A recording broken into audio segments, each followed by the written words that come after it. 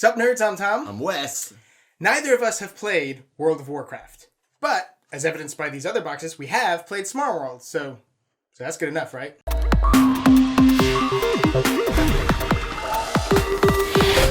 So if you've played Smallworld before, the mechanics for this game are going to be almost identical to you. It's the same concept of you're mashing up a race with like an ability or an occupation, whatever you want to call this one, and you go and you collect all your dudes based on the numbers on these tiles, and then you're trying to conquer as much territory as possible, and you score at the end of every round based on the amount of area you conquered and special abilities and people you fought and all that stuff. There is like enough difference in this one that it did feel fresh to me. Now, obviously, other than the theme, like this is definitely World of Warcraft themed, other than just generic Smallworld themed, is that the biggest difference is that the map is split into different islands instead of one big board. And because of that, there's a new way to enter the game board. Where in the original game, like you entered from an edge space and then you just had to expand from there.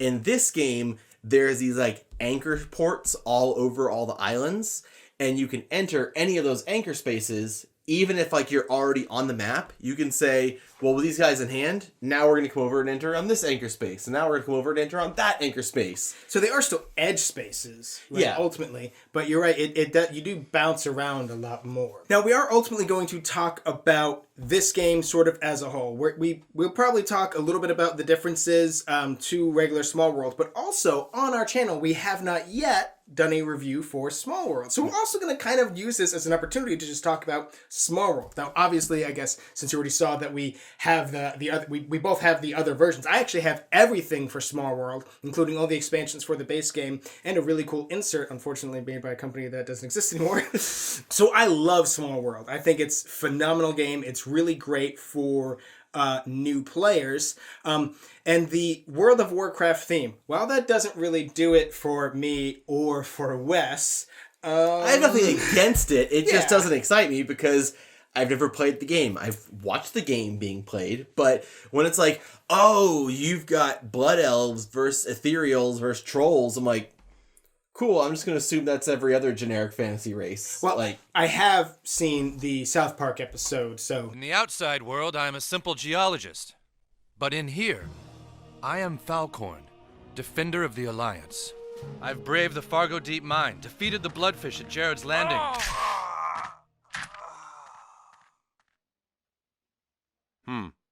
Looks like that guy just killed you. Now, having that theme on there, one of the other things that this adds as opposed to the other small worlds is like there's a clash of the factions. Yeah, you can do a team, so that does factor into regular gameplay, but there also is a team play variant using those factions. Yeah, where if you're controlling the blue faction and you kill people from the red faction... Alliance and Horde. Alliance and Horde, that's it. I actually learned about the Alliance and Horde, the fact that was a faction, playing this game. Anyway, that factors in that if you're Alliance and you kill Horde, or if you're Horde and you kill Alliance, you get bonus points for that, which is like a cool little tidbit that it adds one more layer of, oh, there's a lot of Alliance people on the board. Maybe I should get this Horde faction so that I can get points for some more extra points for killing off the Alliance people. In terms of differences, the only other really big thing that comes to mind is that there are these artifacts on the board, which are, oh, hey, there's our sword. And then there's that one. There are like when you get them, they are special abilities that are either for that location or that you can take with you. So it's just another way for you to be gathering up special abilities. Yeah, new special abilities and new avenues to go down to try and get more points. And actually, when we're talking about things like the team game and those artifacts, when I say differences, yes, this is different from the base game of Smallworld, but it is possible that these types of things, to some degree, in another format or whatever, are in like expansions for Smallworld. Because while I said I own every expansion for Smallworld, I have not yet played every expansion for Smallworld. Nor would I be able to remember all of them. It's been a while since I played Smallworld. And actually, when we were playing this, I remember being like, oh yeah, I remember why I love Smallworld again. Getting this back to the table is like, oh yeah. At the end of the day, Smallworld is just a great game. Again, we love it. And I really enjoyed this version of it. Now, like, as completionists, I'm going to say it's worth buying because I want all of it. I want all the Smallworld for everything. Well, okay, if you were to say you own Smallworld, do you need Smallworld Underground, which up until now was the only other like second base game? That is less different And even Yeah. then I would say sure, because they're like all new races and powers. Yeah. Here, I haven't gone through every single thing, but I've recognized some powers and some races, and I've definitely not recognized some. So it's like 50-50 new, because like the kinds where you can get bonuses for the different types of like land that whether you conquer or whatever, that's such a rich design area for you to, vary up the races, and they couldn't not include that, right? And actually, I think that also is in Smallworld Underground. So yeah, this is the most different of the three, of the two variants of base game. But this Islands thing, there is an expansion called Realms for base game Smallworld that does something very similar to this, which is the only reason why I'm saying that. It's why I'm thinking like this artifacts thing. If you were to tell me, no, Tom, that is in one of those expansions that you haven't opened in 3 years, I would say, all right, you're probably right. So going back to just like our thoughts on Smallworld in general, one of my favorite things about that game is the fact, like, again, you get your race, you get your tokens, and you're conquering, and at some point you make the choice to go into decline. And that's when you flip all your guys over, and basically you're retiring that combination of race that you're using, and then it takes your whole turn to do that. But on your next turn, you pick a new race and you start again. But your old race stays on the board, so you could potentially go and reconquer that land that your old race owns, but you don't really want to do that because you can still score points based on what that old race owns. But that way, like the board, like about rounds like 3 or 4, the board is pretty much filled. Like every spot has something on it. And then you retire and you bring more people onto the board, and like you may want to kind of ignore your old spots and go, I'm still trying to conquer Tom's spots, then he's going and conquering my retired team spots super easy because they're weak because they don't have any of their abilities anymore. Sometimes you might conquer your own but if it's a different faction, right? Yeah, from the one that you had, from the one that you bought now. I had a blue, now I have a red, or Alliance, now I have Horde. If I can take over my own dude, at least it's a 1-to-1. I lose a coin, but I gain a coin. And there may be a reason why you say, like, it could be a net gain. I'm losing the point from this guy being on the board, but if this guy controls that forest, he's going to get bonus points every turn, so it's okay to lose that. And then at some point, like, once you exhaust a second time, if there's any of that first race left, they get discarded anyway, so it's really like, what does it matter? I may as well get the points for killing them. Yeah, so this game's very strategy based. Even it's not like war games where there's dice combat. All the combats are deterministic. I guess the randomness is the combination. And you can still have the problem where two come together. That's just real money. It's too perfect. And you don't even have to pay. Like, you have to pay to buy further down the line. They're all the way up on the front. You don't even have to pay, like sometimes things can just line up, but that's more few and far between than you would think. And honestly, like, it's a light enough game and a quick enough game that if somebody gets that power race, you're like, oh, good, like, you're going to enjoy that one. Have fun, like, just crushing with that. Yeah, this is one of the few games that is this heavily strategic. That's not just, it's not just King of Tokyo, you just rolling dice, but a game where it's this heavily strategic where I am okay with, some bullshit. Like, oh, you just, okay, but that's fine. Because, like, I don't know, I just have fun every time I play, kind of regardless of the outcome.